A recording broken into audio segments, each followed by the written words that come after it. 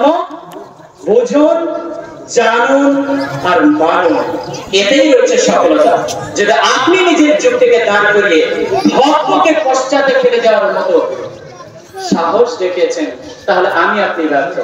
আর যদি আমি সকল গুমরাহি, ভ্রষ্টতা, বর্বরতা, অসভ্যতাকে পিছনে ফেলে যদি রবের হুকুমকে মেনে নিতে পারি, আমরা সকলে চেষ্টা করব আল্লাহ সুবহানাহু ওয়া তাআলা যেন আমাদের জীবনে সর্বজ্ঞে যেন সালাতকে বিরাজমান করে দেয়, বলুন আমিন।